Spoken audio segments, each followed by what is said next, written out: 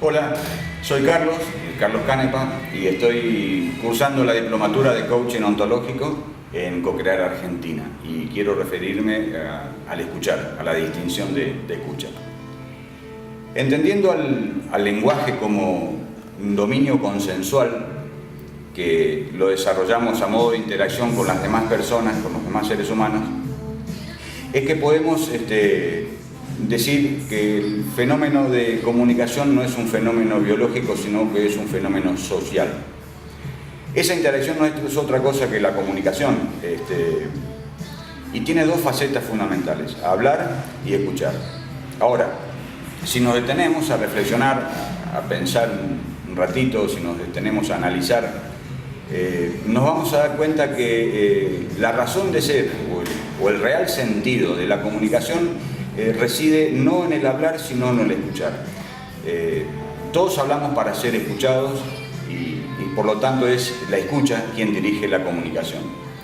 Escuchar no es solamente oír. Oír es un fenómeno absolutamente biológico, y si bien la escucha toma esa raíz biológica, pero también estamos hablando ya a esa raíz biológica de oír, agregarle el sentido de comprender y después de interpretar.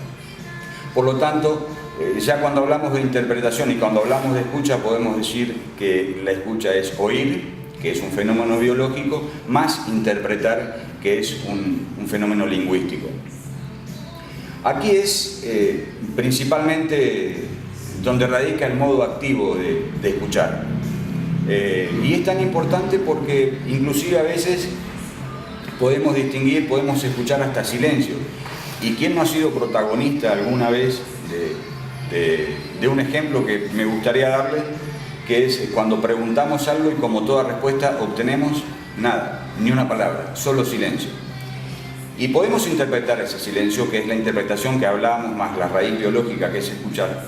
Podemos interpretarlo como una negativa, una propuesta, una pregunta, una interrogación, como un disenso, o bien a veces, muchas veces como un consenso. Entonces, insistimos en que es la escucha quien dirige la comunicación.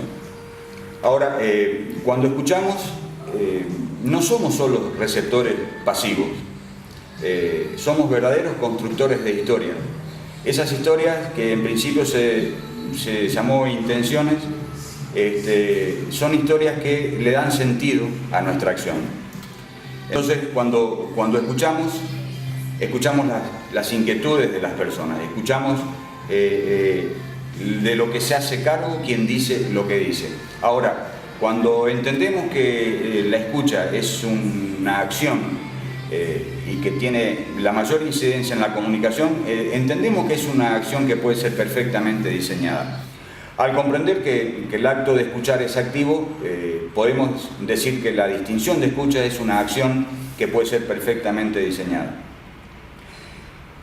Para hablar de un diseño podemos empezar con una matriz de escucha efectiva, donde podemos distinguir tres aspectos: el ámbito de la acción, el ámbito de las inquietudes y el ámbito de lo posible. En el ámbito de la acción distinguimos tres actos: las locucionarias, que tiene que ver con lo que se dice, solamente con lo que se dice; las ilocucionarias, que son lo que ejecuta esa acción, y que ahí podemos distinguir los actos lingüísticos básicos, que son afirmar, declarar, prometer, pedir y ofrecer; y las perlocucionarias, es decir, los efectos producidos en quien está escuchando por haberse dicho lo que se dijo, que puede ser enternecer, enfadar, persuadir, revelar, etc.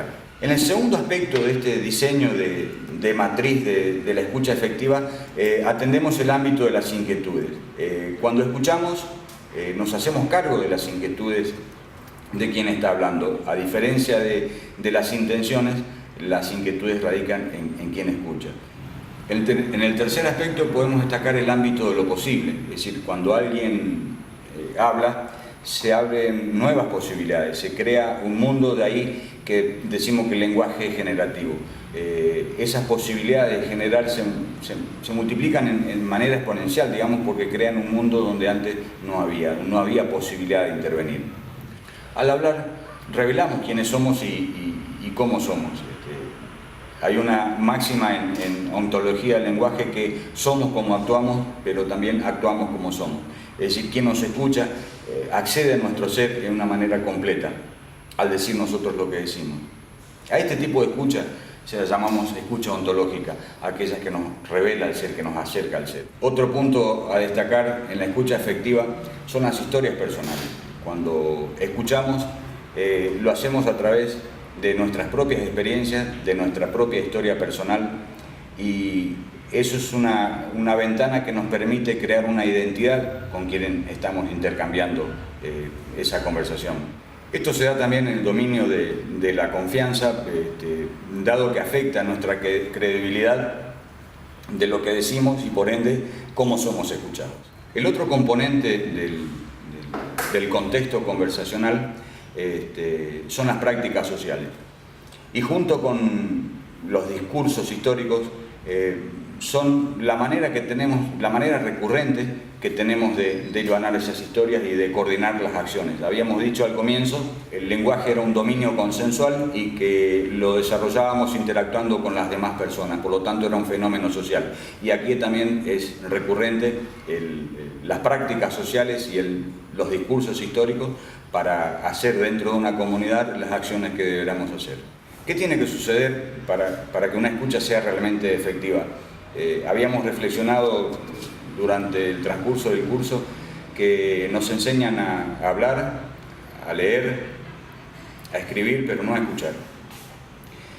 Y básicamente para que una escucha sea realmente efectiva es una cuestión de actitud, una cuestión de aceptación, de respeto mutuo por el otro, por el legítimo otro, tan distinto.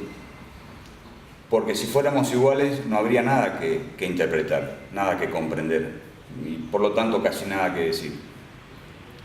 Ya la escucha efectiva, como el hablar efectivo también, ha trascendido la frontera del éxito personal. Habíamos dicho al comienzo que el lenguaje era una construcción en comunidad, es un fenómeno social y con más razón la escucha tiene que ver ya con una mejor convivencia y con un bienestar cada vez mejor. Muchas gracias.